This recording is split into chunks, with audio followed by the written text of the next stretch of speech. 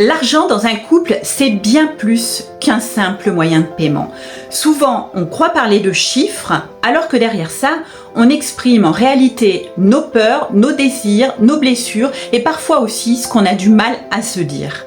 L'argent révèle des aspects de notre personnalité et de notre relation que nous ignorons parfois nous-mêmes. Aujourd'hui, on va décrypter ensemble le langage caché de l'argent dans votre couple parce que l'argent, c'est un langage symbolique puissant.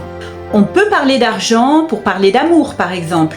Offrir un cadeau, inviter au restaurant, c'est une façon d'exprimer son affection, de montrer à l'autre qu'il compte pour nous.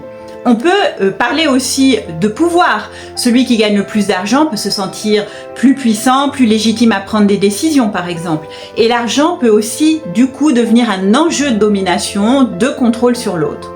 Mais quand on parle d'argent, on peut aussi parler de sécurité. Épargner ou investir, c'est une façon de se rassurer et de se protéger contre les imprévus. Le dernier point, c'est évidemment la liberté, puisque l'argent peut permettre de réaliser ses rêves, de s'offrir des expériences et de s'affranchir des contraintes. Alors c'est vrai, l'argent c'est un sujet de dispute fréquent dans les couples, mais si on écoute bien, c'est la partie immergée de l'iceberg. En dessous, finalement, on se confronte sur nos valeurs. Les conflits d'argent, ce sont des conflits de valeurs. Chacun a une vision différente de ce qui est important. Ce qui compte pour l'un ne compte pas forcément pour l'autre. Et ces disputes autour de l'argent, elles parlent de cette difficulté à faire un socle commun, une valeur commune sur lequel puisse grandir le couple.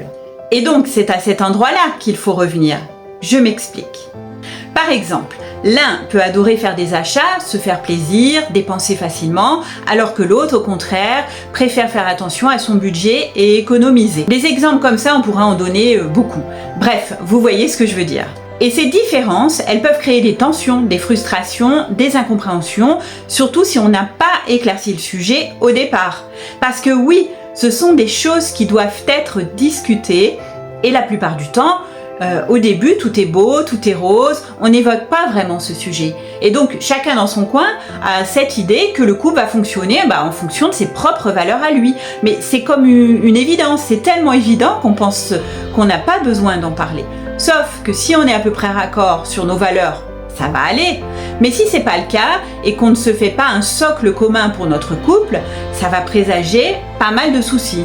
Finalement, si on prend un peu de recul, le vrai problème, ce n'est pas forcément nos différences. C'est que nous n'avons pas communiqué, échangé, pris conscience de ces différences et construit ensemble ce socle commun du couple. Alors il faut apprendre à écouter l'autre, à comprendre ses priorités et surtout à trouver un terrain d'entente.